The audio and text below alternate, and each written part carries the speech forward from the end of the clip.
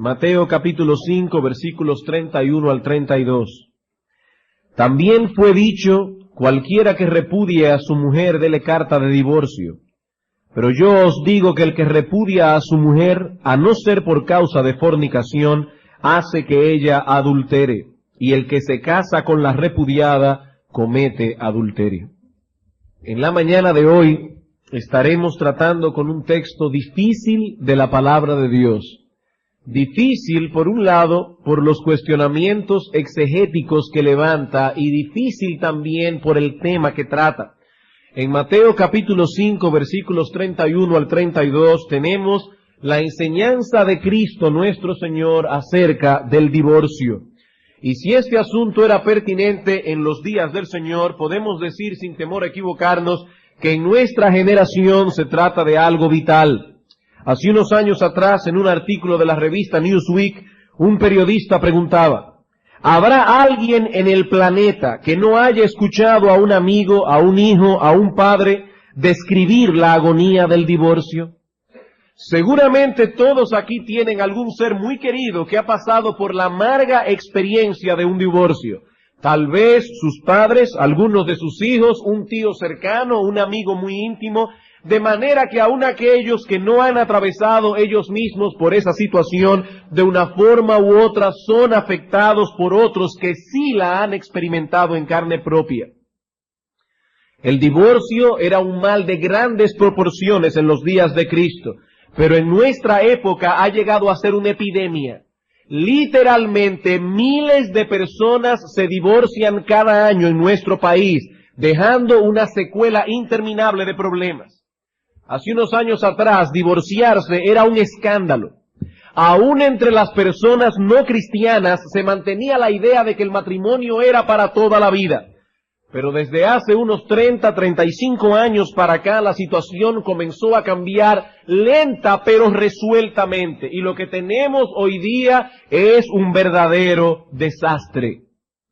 Una conocida actriz de televisión norteamericana, que para colmo clama ser creyente, declaró, luego de haberse divorciado de su esposo para dedicarse más de lleno a su carrera, ella dice: soy más feliz ahora que lo que era antes del divorcio, porque ahora soy yo misma tomando mis propias decisiones. Incluso esta señora entiende que su divorcio por una causa no bíblica no afecta en una forma significativa sus creencias religiosas. Ella dice: pienso que Dios es un Padre perdonador y que me ama a pesar del divorcio. Espero no ser juzgada como cristiana por este asunto. Y escuchen esto: mi esposo y yo, o sea, su ex, somos ahora más felices siendo amigos divorciados que lo que seríamos siendo enemigos casados. Eso suena muy bien, suena muy lógico. Es mejor ser amigos divorciados que ser enemigos casados. Pero a todo esto nos preguntamos, ¿qué dice Dios al respecto? Ante este ataque frontal contra el matrimonio, ¿cuál es la opinión de Dios? Alguien puede decir en esta mañana: pastor, ese es parte del problema. Hoy día hay mucha confusión aún entre los que enseñan las Escrituras acerca del divorcio. Unos dicen una cosa, otros dicen otra, y en realidad yo no sé a quién creer. En cuanto a esta confusión, me identifico plenamente con John MacArthur cuando dice: estoy francamente sorprendido de que exista tal discrepancia. Pienso que la Biblia es clara cuando habla acerca del divorcio y el nuevo matrimonio. No creo que el problema sea que haya falta de claridad en la Biblia. Lo que confunde el pensamiento de la gente es que va a la Biblia con ciertas opiniones preconcebidas y consecuentemente cambia sus estándares. Hasta el siglo pasado prácticamente no había confusión alguna entre los teólogos y exégetas ortodoxos en cuanto a este tema. Prácticamente no había confusión. Pero a medida que el divorcio o que los divorcios fueron aumentando, sobre todo en la segunda mitad de este siglo, algunos comenzaron a reaccionar. Y como casi nunca las reacciones son buenas, ahora nos encontramos en el medio de dos posiciones extremas, dos posiciones que deben ser rechazadas. En primer lugar, tenemos a aquellos que nos dicen que no hay divorcio bajo ninguna circunstancia. Todo divorcio es incorrecto, sea por la causa que fuere. De modo que si alguno llega al conocimiento de Cristo ya divorciado y no tiene la posibilidad de arreglarse con su ex, con su cónyuge anterior, debido a que éste ya se casó con otra, esa persona debe quedarse como está para el resto de su vida o hasta que su cónyuge anterior muera. En el otro extremo, tenemos a aquellos que piensan que la enseñanza bíblica debe ser revisada y acomodada a nuestra situación actual. Debemos ser realistas, nos dicen esta gente. Los divorcios irán cada vez más y más en aumento. Y si queremos ministrar a nuestra generación, no debemos ser tan rígidos en este asunto. Así que por un lado, tenemos a aquellos que quieren subir los estándares bíblicos, y por el otro lado, aquellos que quieren rebajarlos. Pero una vez más nos preguntamos, ¿qué dice Dios? ¿Es realmente tan confusa la enseñanza bíblica al respecto? Como espero que veamos este domingo y el próximo, hermanos, no existe tal confusión. No existe tal confusión. La enseñanza bíblica general es clara, clarísima, aun cuando sea difícil en ocasiones aplicar la enseñanza general a ciertos casos particulares. El hecho de que encontramos cierta dificultad en aplicar una enseñanza bíblica a ciertos casos, eso de ningún modo quiere decir que la enseñanza sea confusa. Siempre aparecerán casos particulares que serán difíciles de discernir, pero esto no ocurre, hermanos, únicamente con el tema del divorcio. Ocurre con muchas otras enseñanzas de la palabra de Dios. Tenemos una enseñanza general aquí que está muy clara, pero a la hora de aplicar ese principio en ciertos, no en todos, en ciertos casos difíciles, no siempre está tan claro qué es lo que se debe hacer. Necesitamos mucha sabiduría para tratar con cada caso. Hermanos, muchas veces cometemos el error de abordar el tema del divorcio tomando algunos ejemplos específicos como punto de partida, y eso es equivocado, eso está mal. Ah, pero ¿qué dicen ustedes cuando tienen que aconsejar a una mujer cuyo esposo es cruel, áspero con ella, etcétera? ¿La condenarán a quedarse viviendo con ese patán para el resto de su vida? Entonces vienen los otros, los que desean subir los estándares, y dicen, ¿y qué de este otro caso? Y así siguen poniendo ejemplo tras ejemplo. Eso fue lo que hicieron los saduceos con Cristo. Estos hombres no creían en la resurrección, no basados en un argumento escritural, sino en un problema lógico. Ah, Señor, ¿qué dices tú de un hombre que se casa con una mujer y muere dejándola sin hijos? Y la ley de Moisés dice que se debe casar con el hermano, la ley del levirato. Se casa con el hermano y el hermano también muere sin hijos. Se casa con el otro hermano y así con los 7. En la resurrección, ¿de cuál de ellos será esposa? Porque los 7 la tuvieron por mujer. Un problema lógico. Pero Cristo dice, erráis desconociendo el poder de Dios y las Escrituras. No me pongan casos lógicos. Vamos a la Escritura. Vamos a ver cuál es la enseñanza general de la palabra de Dios y entonces vamos a ver esos casos a la luz de la enseñanza general. Pero no comencemos al revés. Yo no estoy diciendo con esto, hermanos, que todo aquel que difiera de nuestra posición es porque esté abordando el tema usando la lógica y no la Escritura. No. Lo que estoy diciendo es que no debemos cometer ese error, que no debemos abordar este tema comenzando con los casos particulares. No. Debemos ir a la Escritura, establecer la enseñanza y entonces ver cómo se aplica la enseñanza al caso específico que nos concierne. Y eso es exactamente lo que pretendo hacer este domingo y el próximo. Pero antes de pasar a considerar nuestro texto, debo hacer una aclaración adicional. El asunto del divorcio ha generado tanta controversia, y sobre todo en los últimos años, que muchas veces se pierde de vista la enseñanza esencial que el Señor intentó transmitir en Mateo 5:31 y en su texto paralelo, Mateo capítulo 19.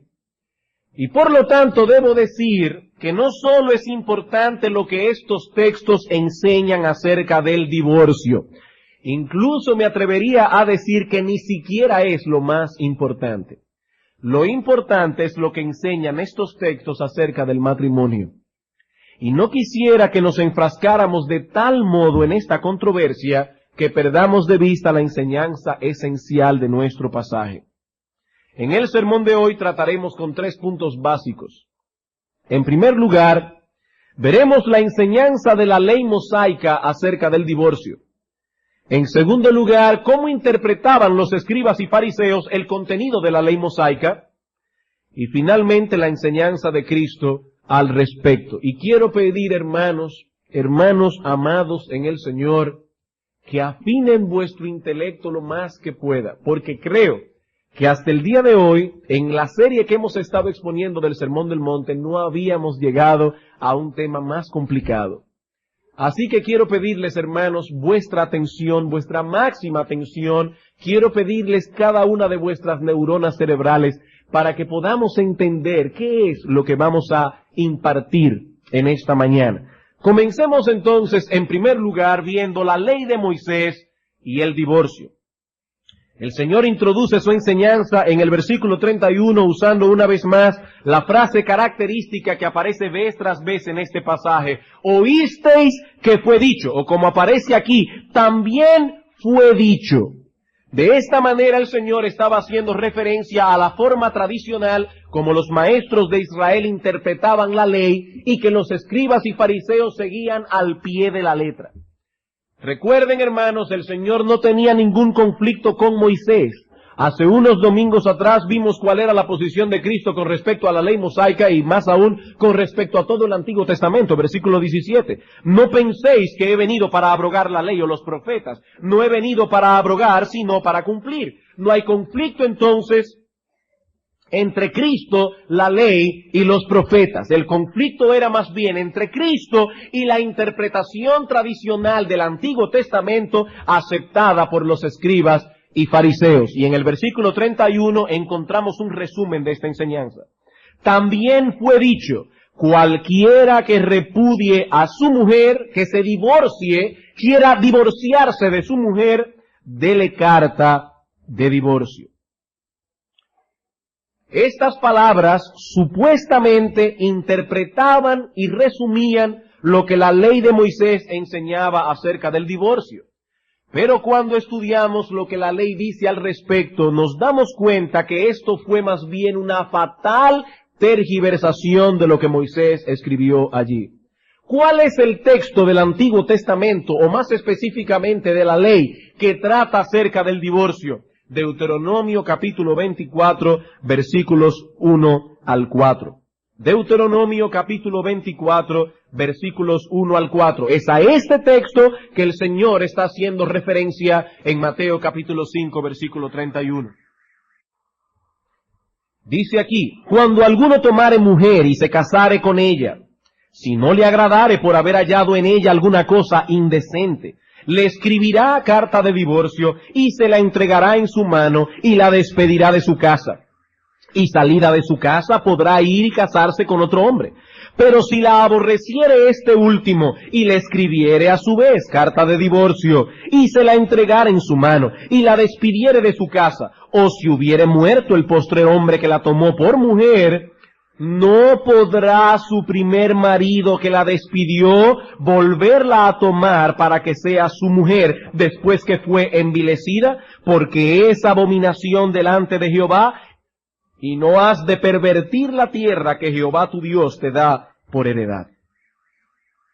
Hermanos, este texto es el que los escribas y fariseos interpretaban y resumían diciendo, Moisés mandó que si alguno se repudia a su mujer, debe darle carta de divorcio. Pero yo me adelanto a decir que lo que tenemos aquí no es una autorización del divorcio, sino más bien la presentación de un caso supuesto y la ley que se debía aplicar en tal caso.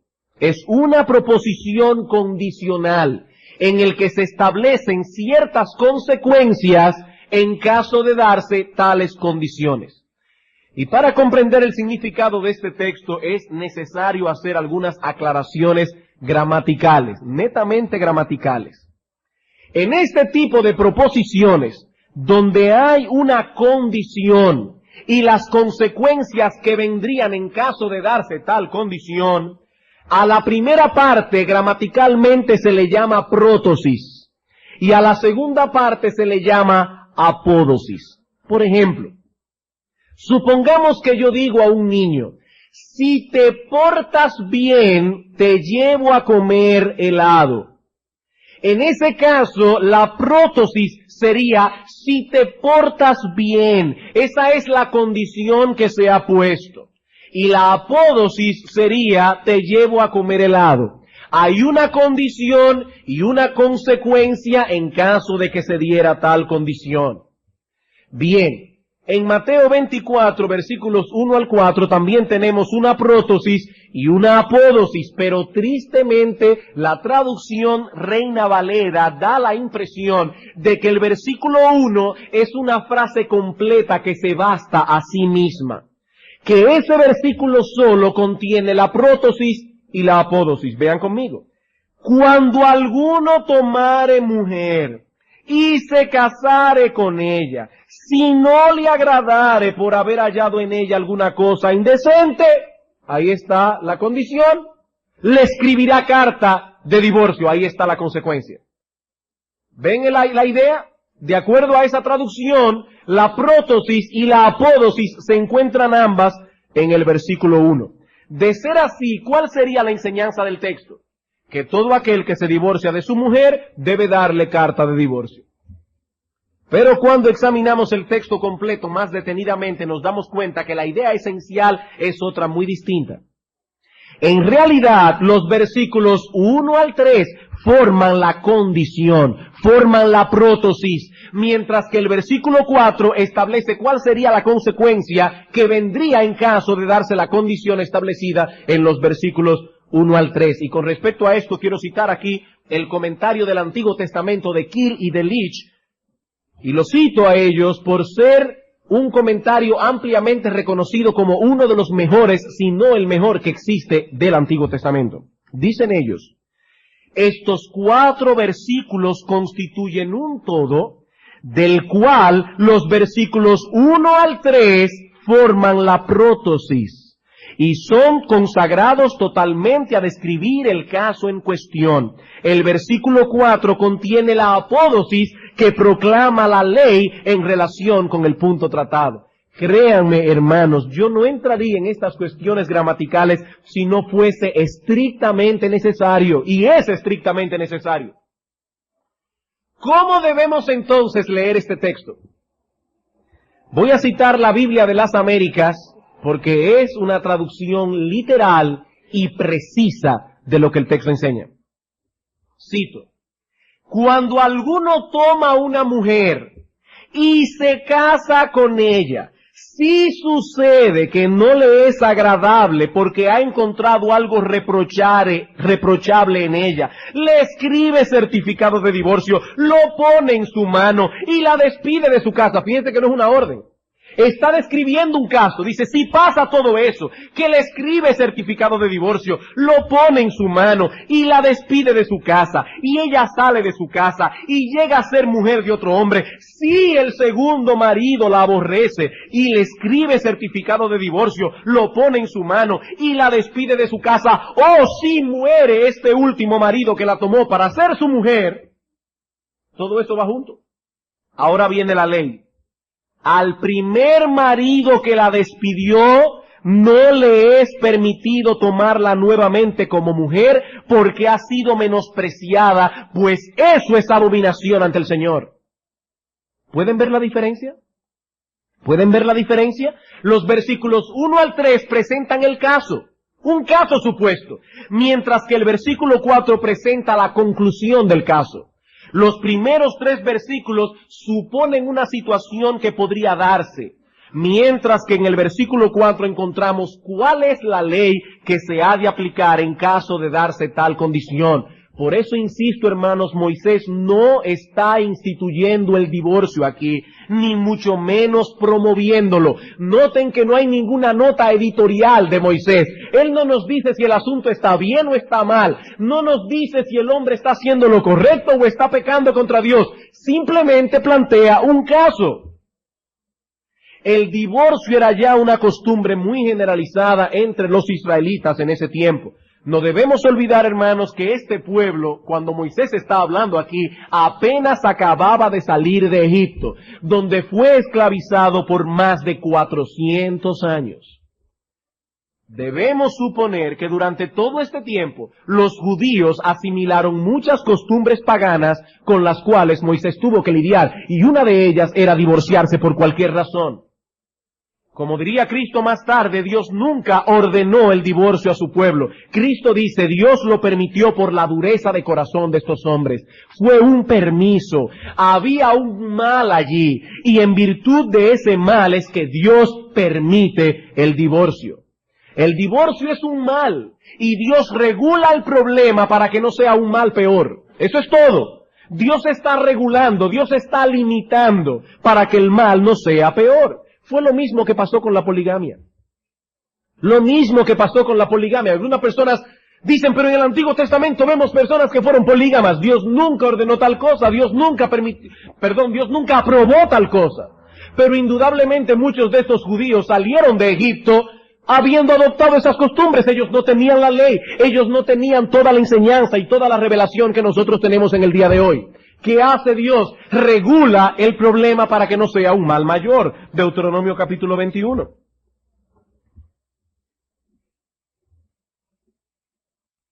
Aquí tenemos el mismo caso. Versículo 15.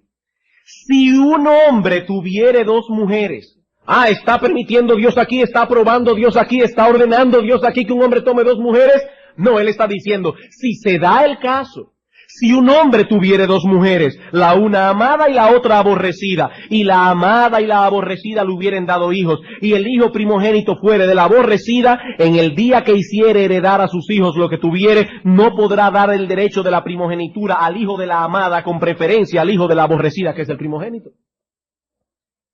Dios no podía pasar por alto una situación que ya estaba dada en su pueblo. Dios tenía que legislar. Dios tenía que hablar acerca del asunto, pero Dios no está instituyendo la poligamia aquí. Sabemos muy bien que Dios desde el principio habló de monogamia, desde Génesis hasta Apocalipsis. Lo que la ley de Moisés establece en Deuteronomio 24 es que si una persona, siguiendo la costumbre de la época, se divorciaba de su mujer por haber hallado en ella alguna cosa indecente, y esta mujer, ahora divorciada, se casaba con otro hombre, ya no podría el primero que la tomó volver a casarse con ella si el segundo marido se divorciaba, incluso si moría. Una vez más cito aquí el comentario de Kiel y Delitzsch. En estos versículos no se establece el derecho al divorcio, no. Solo se afirma la prohibición de una nueva unión con la mujer repudiada cuando ésta se hubiere vuelto a casar después del divorcio, incluso si el segundo marido la ha repudiado a su vez o hubiese fallecido. Eso es todo lo que el texto está enseñando.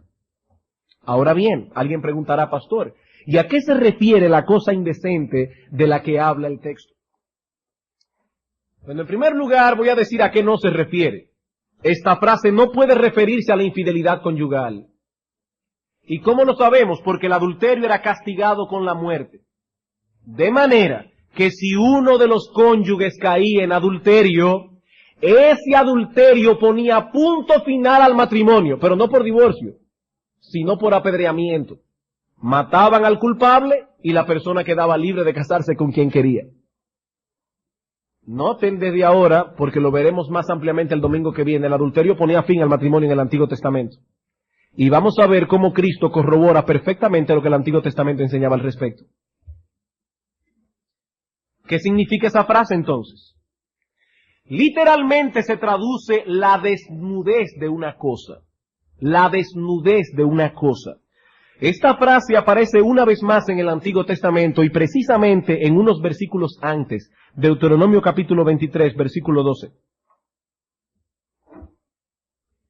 Tendrás un lugar fuera del campamento a donde salgas.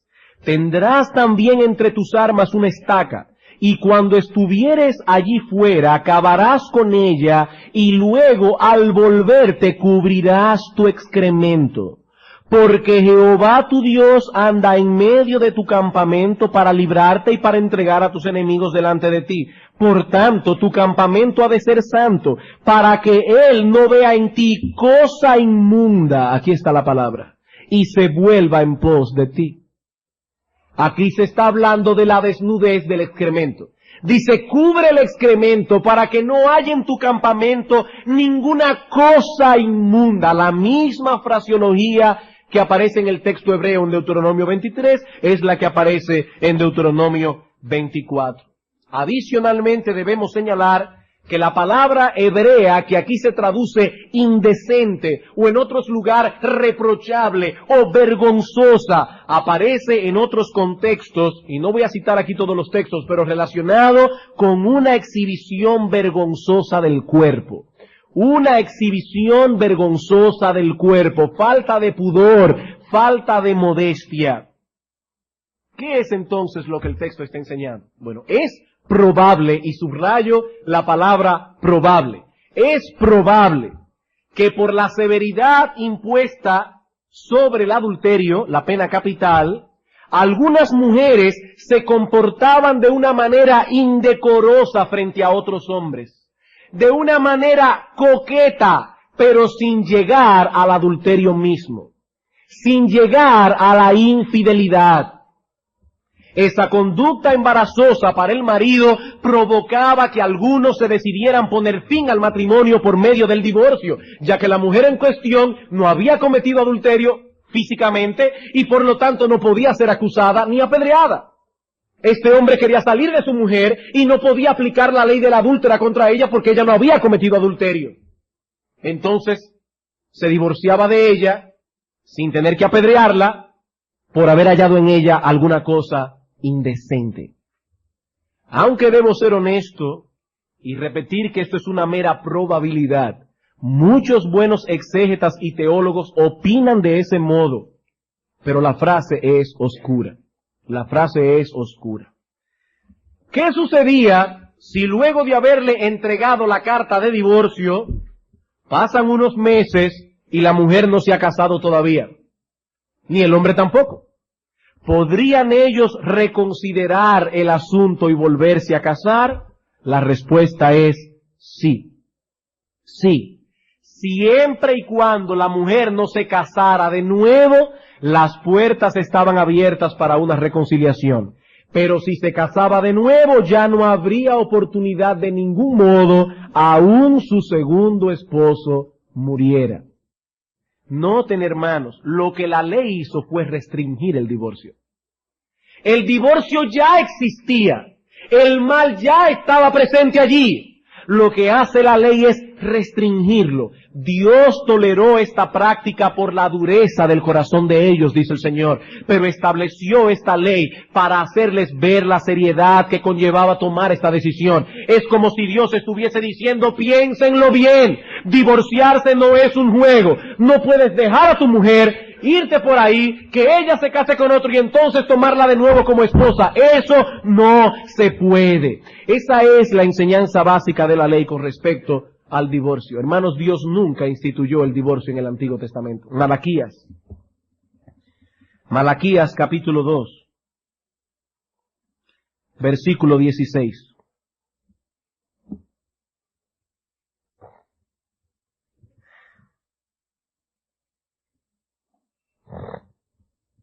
Porque Jehová, Dios de Israel, ha dicho que Él aborrece el repudio, el divorcio, y al que cubre de iniquidad su vestido, dijo Jehová de los ejércitos, guardaos pues en vuestro espíritu y no seáis desleales.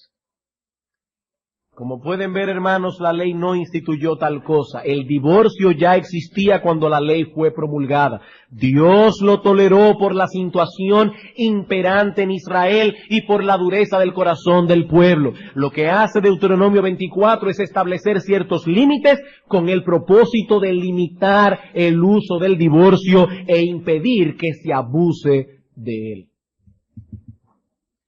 Bien, habiendo considerado la enseñanza de la ley, veamos ahora en Mateo 5 la enseñanza de los escribas y fariseos acerca de lo que la ley enseñaba. ¿Cómo interpretaban los escribas y fariseos Deuteronomio 24? Bueno, una vez más, el problema de estos hombres es que se aferraban a la letra de la ley y perdían de vista el espíritu que está detrás de la letra de la ley. Los escribas y fariseos interpretaron erróneamente la ley de Moisés básicamente en dos aspectos. Los escribas interpretaron la ley de Moisés erróneamente básicamente en dos aspectos. En primer lugar, en que enseñaban que Deuteronomio 24 contenía una orden de Dios para divorciarse, en ciertos casos. Ellos creían que Deuteronomio 24 contenía una ley que ordenaba el divorcio para ciertos casos. Mateo capítulo 19. Dice en el versículo 1, aconteció que cuando Jesús terminó estas palabras, se alejó de Galilea y fue a las regiones de Judea al otro lado del Jordán. Párense allí un momento. El Señor acaba de terminar su ministerio en Galilea, se dirige ahora a Jerusalén, a la pasión, a la crucifixión, y en el camino pasa por esa región conocida como Perea, la región que está al otro lado del Jordán. Y Mateo da ese pequeño detalle allí porque es un detalle importante. ¿Quién reinaba en Perea? En Perea reinaba Herodes. ¿Y quién era Herodes? Aquel perverso que le quitó la mujer a Felipe su hermano, Herodías. Y dice aquí que estando Cristo en ese lugar, le siguieron grandes multitudes y lo sanó allí. Entonces vinieron a él los fariseos tentándole y diciéndole, ¿es lícito al hombre divorciarse de su mujer por cualquier causa? Ellos buscaron el lugar preciso para hacerle la pregunta precisa. Él respondiendo les dijo, ¿no habéis leído que el que los hizo al principio varón y hembra los hizo? Y dijo, por esto el hombre dejará padre y madre y se unirá a su mujer y los dos serán una sola carne, así que no son ya más dos, sino una sola carne. Por tanto, lo que Dios juntó, que no lo separe el hombre. Le dijeron, ¿por qué pues mandó Moisés dar carta de divorcio y repudiarla? Él les dijo, por la dureza de vuestro corazón Moisés os permitió repudiar a vuestras mujeres, mas al principio no fue así. En otras palabras, ese no fue el diseño original de Dios. Noten el contraste entre mandó y permitió. ¿Por qué Moisés lo mandó? El Señor dice, no. Moisés lo permitió. Dios condesciende con la dureza de corazón de su pueblo, de manera que permite el divorcio y lo regula para evitar un mal mayor. Pero Dios no mandó, Dios no instituyó, Dios no aprobó, ni ordenó el divorcio bajo ninguna circunstancia. Dios no ordenó tal cosa, simplemente lo permitió. Ahí estaba el primer gran error de los fariseos. Dios nunca mandó el divorcio. Simplemente lo permitió, como permitió la poligamia, como permitió la esclavitud. Simplemente lo permitió y lo reguló como reguló aquellas cosas para evitar un mal mayor en medio de su pueblo. En segundo lugar, los escribas y fariseos erraban en que lo único que veían en Deuteronomio 24 era un mandamiento con respecto a la carta de divorcio. Como si todo el propósito de la ley fuese que el marido le diera a la esposa repudiada un documento que atestiguara que ella fue despedida legítimamente. Mateo 5:31. Noten la enseñanza. También fue dicho, cualquiera que repudie a su mujer, dele carta de divorcio. Mientras se le diera a la parte repudiada una carta legal, no había ningún problema. La ley se había cumplido. De hecho, los fariseos se afanaban porque esa carta de divorcio fuese lo más precisa posible. Toda su preocupación giraba en torno a ese documento legal. La causa del divorcio no era tan importante. Lo que importaba era la carta. ¿Y cuáles eran las razones por las que un hombre judío podía divorciarse de su mujer? Bueno, aquí las opiniones estaban muy divididas en el pueblo de Israel. Un grupo decía que únicamente el adulterio, la escuela de Shammai, que esa era la cosa indecente de la que habla Moisés en Deuteronomio 24. Pero ya vimos que eso no puede ser. El adulterio era penado con la muerte. Por lo tanto, la escuela de Shammai no tenía la razón. Otros llegaban a decir que la cosa indecente que aparece en Deuteronomio 24 se refería a cualquier cosa que la mujer hiciera que fuera desagradable a los ojos del marido. Por ejemplo, esa era la escuela de Hillel y otro rabino llamado Akiva. Por ejemplo, si una mujer quemaba el pan, eso era vergonzoso. ¿Cómo es posible que una mujer dejara quemar el pan en el horno? Y por lo tanto, esa era una razón válida para divorciarse. O si un hombre conocía a otra mujer que era a sus ojos más atractiva que la suya, ya su propia esposa venía a ser una vergüenza delante de él. Esa era una cosa vergonzosa. Y por lo tanto era una razón para divorciarse. Si la esposa hablaba mal de la suegra, eso era una cosa vergonzosa, motivo de divorcio. Si la mujer peleaba con el marido y usaba una voz tan alta que se oía en la casa del vecino, eso era una cosa vergonzosa, motivo de divorcio. Y el historiador Flavio Josefo incluye el mal aliento como parte de esas cosas indecentes. Todo eso, de acuerdo a estos rabinos, era motivo de divorcio. Como pueden ver, en realidad, ya el asunto no era tan importante como el hecho de que el hombre le expidiera una carta legal a la mujer repudiada. Eso sí era importante. La causa, ya eso podemos discutirlo después. El punto es que el que repudia a su mujer debe darle carta de divorcio. Siempre y cuando se llevara a cabo ese proceso, no había nada de qué preocuparse en cuanto a la ley de Dios. Así que mientras Moisés restringió el divorcio, los fariseos más bien lo promovían. En medio de todo este panorama, ¿cuál fue la opinión de nuestro Señor Jesucristo? Esto nos lleva a nuestro tercer punto, la enseñanza de Cristo acerca del divorcio. Mateo capítulo 5, versículo 32. Pero yo os digo, aquí viene el contraste, esto es lo que ustedes han oído. Ahora escúchenme bien. Yo soy el Dios encarnado. Yo soy el dador de la ley. Yo fui quien promulgué la ley en el Sinaí. Solo yo sé cómo se interpreta. Y escuchen bien ahora. Pero yo os digo, dice Cristo, que el que repudia a su mujer, a no ser por causa de fornicación, hace que ella adultere. Y el que se casa con la repudiada, comete adulterio. Mateo capítulo 19 otra vez. El texto paralelo, 19:9. Y yo os digo que cualquiera que repudia a su mujer, salvo por causa de fornicación, y se casa con otra, adultera.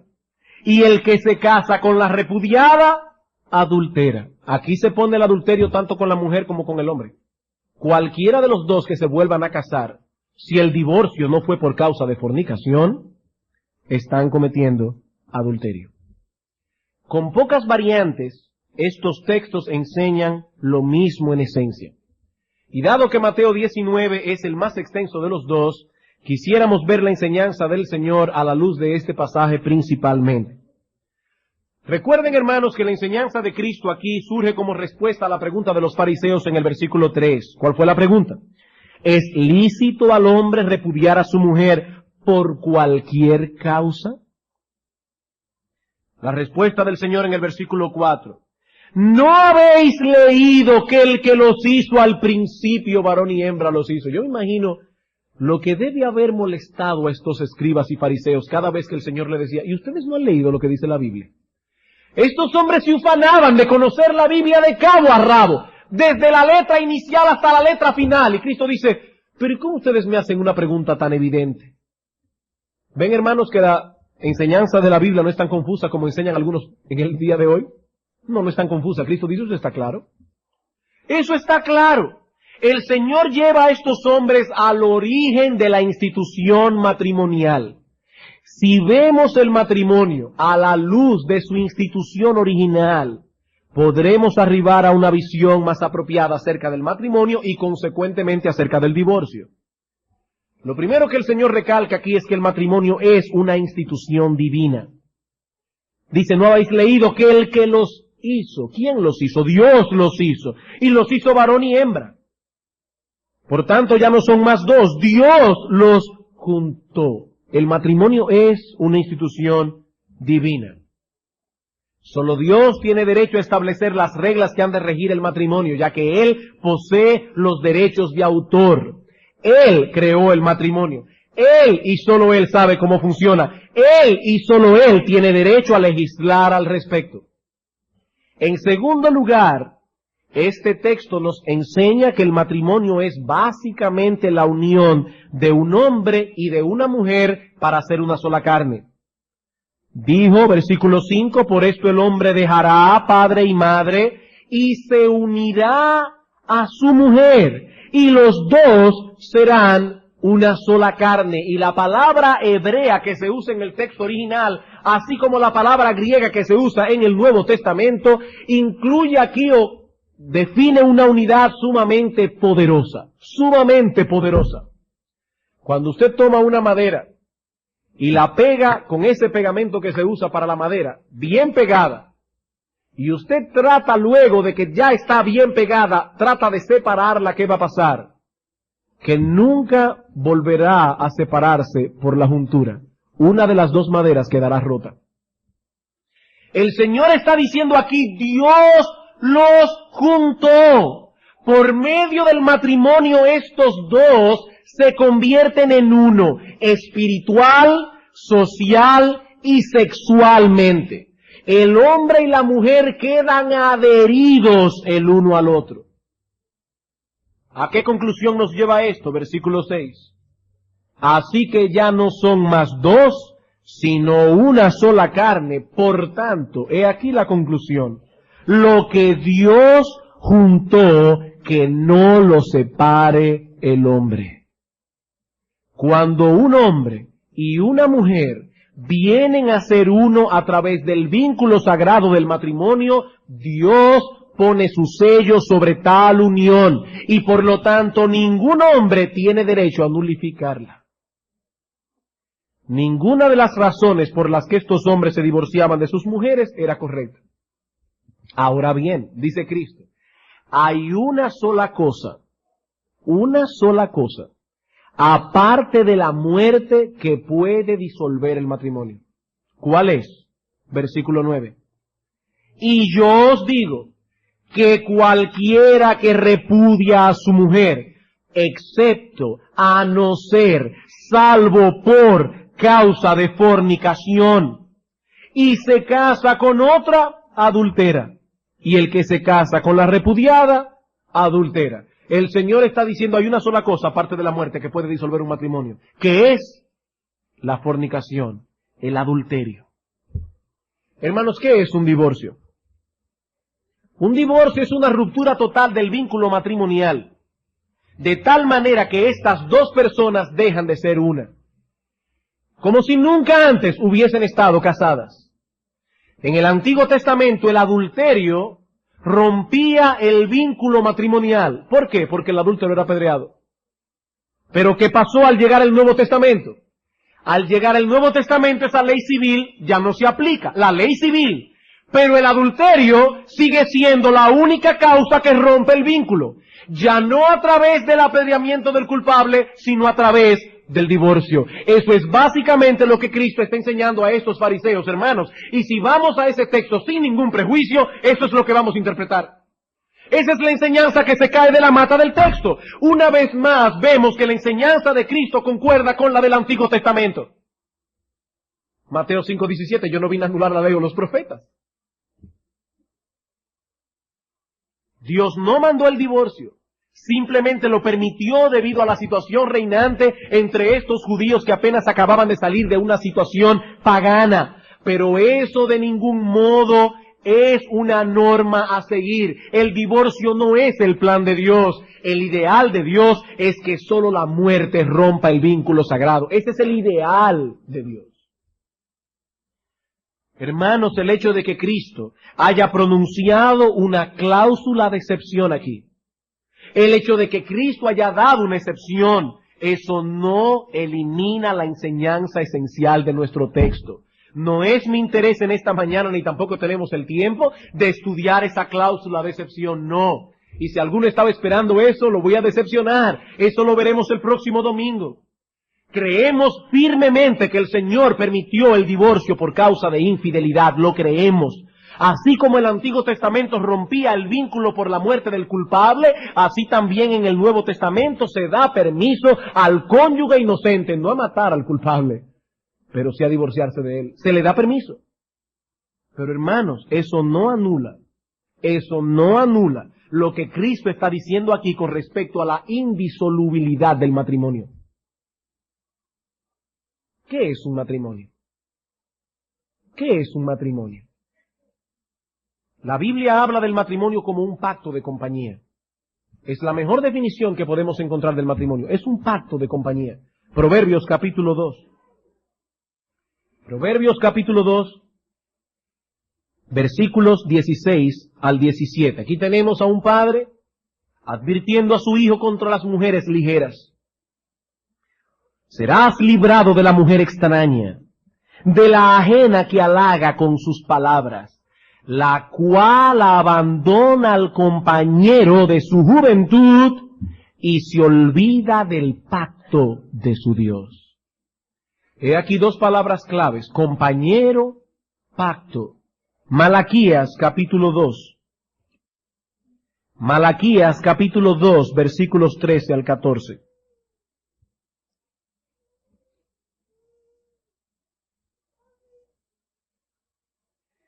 Y esta otra vez haréis cubrir el altar de Jehová de lágrimas, de llanto y de clamor, así que no miraré más a la ofrenda para aceptarla con gusto de vuestra mano. Mas diréis, ¿por qué? Porque Jehová ha atestiguado entre ti y la mujer de tu juventud, contra la cual has sido desleal, siendo ella tu compañera y la mujer de tu pacto. Una vez más, dos palabras aquí: compañía, compañero, compañera, pacto. Son las dos palabras claves que definen un matrimonio. Ahora bien, ¿qué es un pacto?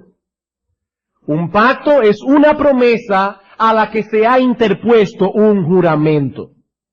No se trata simplemente de una promesa, no toda promesa que encontramos en la Escritura constituye un pacto. Se trata de una promesa legalmente asegurada por un juramento. No tenemos tiempo, pero luego pueden buscar Hebreos capítulo 6, versículo 2 en adelante.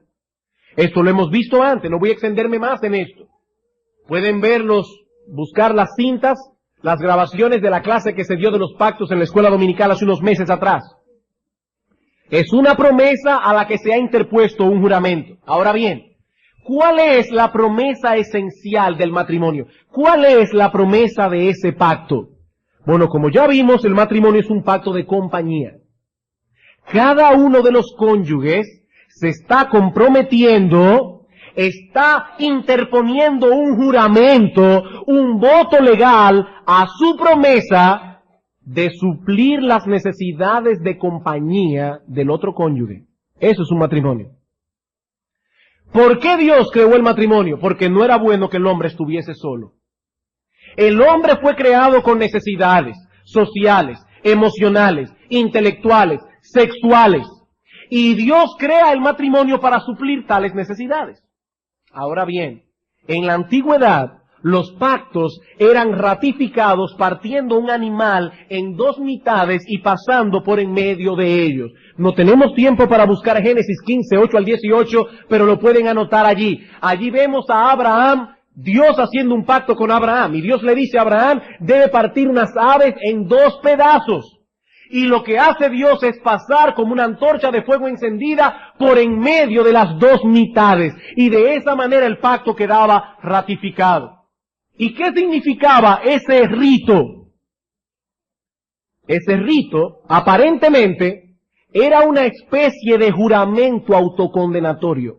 Escuchen bien, esto es importante. Como si las partes envueltas en el pacto estuviesen invocando sobre ellos mismos una especie de maldición en caso de que violasen el pacto. Pongan atención a esto. Cuando estas personas pasaban por en medio de los animales partidos, ellos estaban invocando un juicio autocondenatorio. Es como si estuviesen diciendo, así sea yo partido en dos mitades, si violo lo estipulado en este pacto. Jeremías capítulo 34. Y ese texto sí quiero que lo busquen, aunque el tiempo está avanzando. Jeremías capítulo 34. Versículo 18.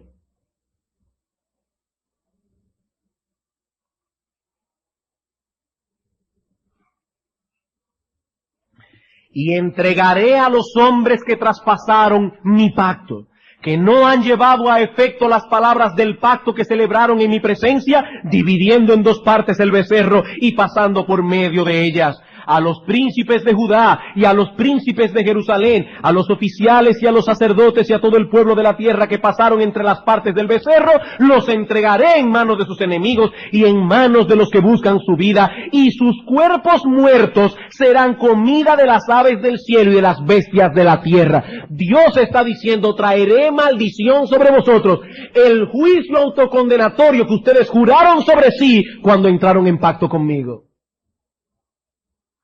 Hermanos, amigos, el matrimonio no es un juego, el matrimonio es un pacto. El matrimonio es un pacto, algo que encierra una gran solemnidad. Violar las estipulaciones de ese convenio es asegurarse una vida desgraciada. Desgraciada. Mientras los fariseos estaban preocupados por establecer su enseñanza sobre la carta de repudio, el Señor estaba preocupado por el matrimonio, por resaltar la enorme importancia de esta institución divina. Hermanos, difícilmente nuestra generación podrá recobrarse ya de los estragos que ha causado y seguirá causando la ligereza con que se ha venido tratando el matrimonio en la segunda mitad de este siglo que ya casi termina. Solo en el año 1983, hace 10 años, en los Estados Unidos de Norteamérica, se efectuaron más de 1 millón de divorcios. Hace 10 años. Yo me pregunto cuántos divorcios se habrán efectuado en esta última década completa. 1 millón, más de 1 millón de divorcios. Piensen en eso, hermanos. ¿Saben lo que eso significa? Más de 1 millón de hombres divorciados, más de 1 millón de mujeres divorciadas y quién sabe cuántos millones de niños destrozados por esa calamidad y por esa epidemia. ¿Cuánto habrá aumentado esa cifra a lo largo de esta última década? Es una verdadera epidemia y cada vez más los medios de comunicación nos quieren hacer ver que eso es perfectamente normal. Y vemos en la pantalla de cine y en la pantalla de televisión a todos esos actores y actrices que aparecen tan exitosos, que aparecen tan felices, a pesar de que la mayoría de ellos se jacta de haber tenido 2, 3, 4 y quién sabe cuántos matrimonios y algunas sucursales extras. No, hermanos, Dios no puede ser burlado. Esos perversos han tenido que cosechar los frutos amargos de su desvarío, por más felices y exitosos que parezcan. No es lo que se ve en la pantalla, lo que hay en el corazón putrefacto de esos hombres y mujeres. Y vayan a ver a sus hijos. Ya lo han cosechado aquí. Y seguramente cosecharán algo peor si mueren sin arrepentimiento. El matrimonio no es un juego. Aquel que viole lo estipulado en este pacto está condenado a ser un desgraciado por el resto de su vida, a menos que no se arrepienta de su pecado, restituya lo que haya hecho hasta donde tal cosa le sea posible.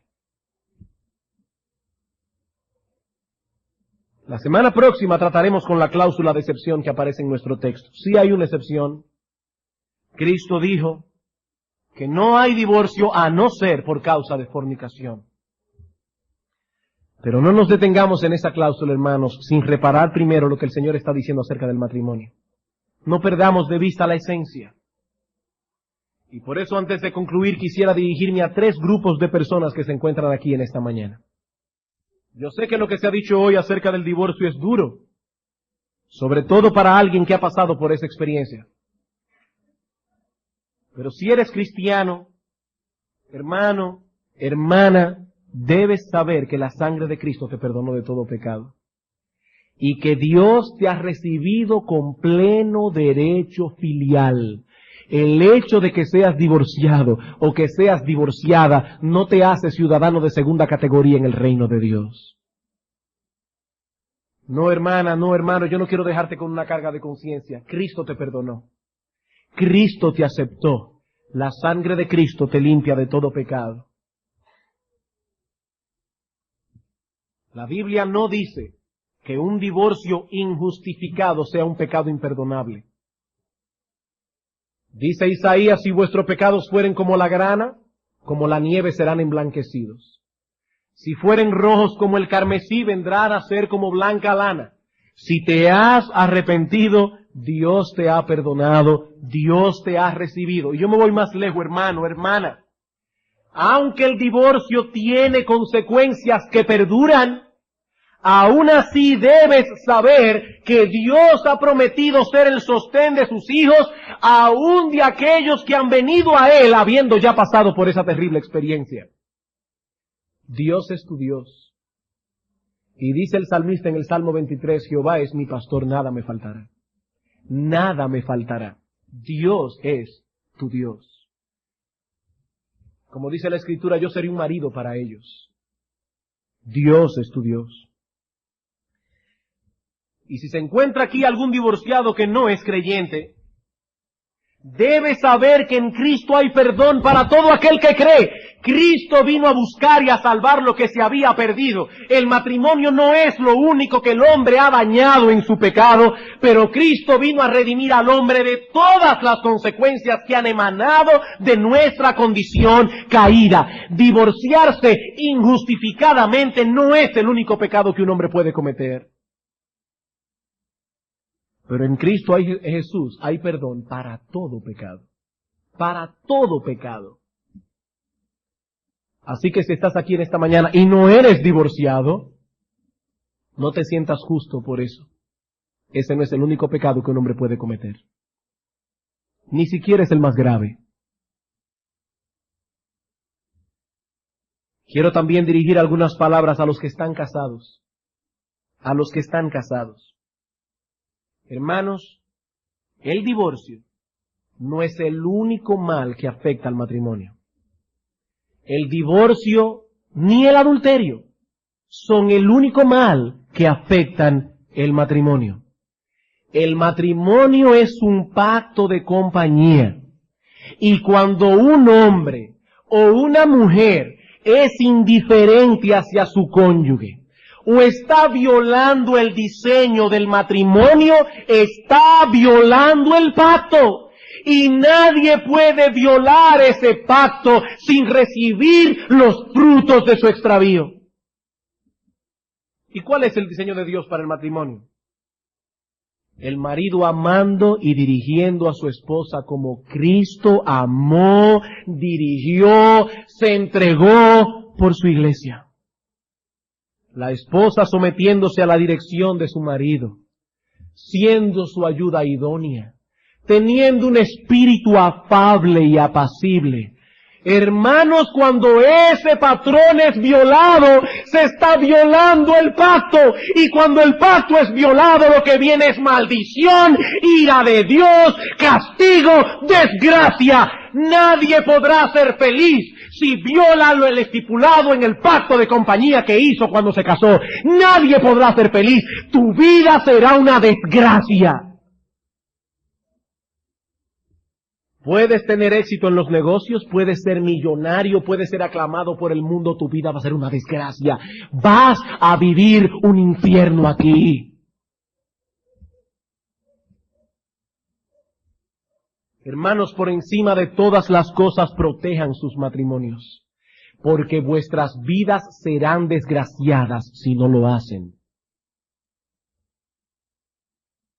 Y finalmente, y muy brevemente, unas palabras a los solteros. Hermanos, procuren casarse, pero no lo hagan a la ligera. Procuren casarse, pero no lo hagan a la ligera. No se aparten ni a derecha ni a izquierda de los principios que encontramos en la Escritura y que deben ser nuestro patrón de selección. Elegir lo que Dios hubiese elegido para mí.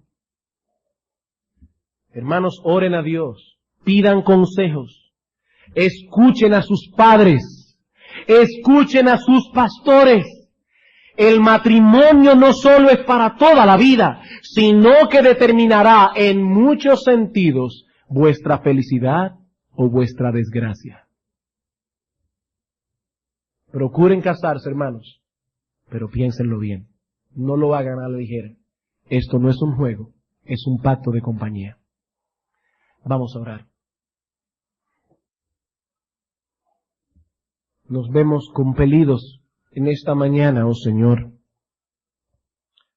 a postrarnos delante de ti, primariamente para pedirte perdón por nuestros pecados.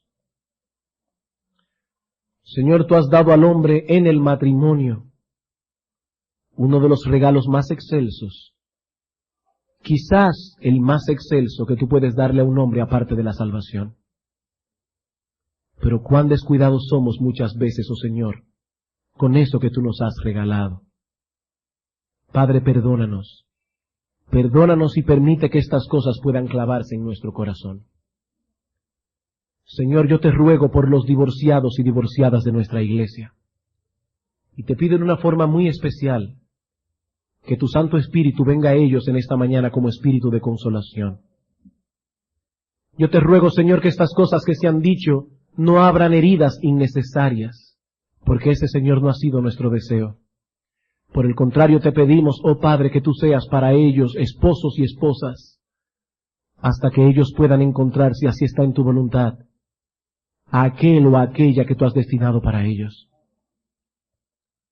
Padre, yo te pido por los matrimonios de nuestra congregación, y te suplico que los hermanos y hermanas que están aquí congregados en este lugar, que ellos puedan ver la seriedad de este asunto, que se cuiden, oh Señor, de violentar lo estipulado en este pacto. Te pido por los solteros y solteras, oh Señor, que tú los ayudes a ser juiciosos a la hora de elegir, para que ellos elijan conforme a tu patrón y no al nuestro. Pero finalmente, Padre, yo te pido por todas las personas que están aquí en esta mañana sin Cristo, divorciados, casados, solteros.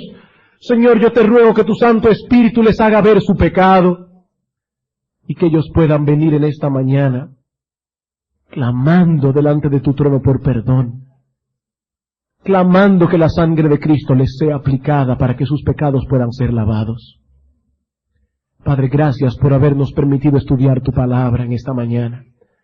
Gloria sea tu santo y bendito nombre. En Cristo Jesús. Amén.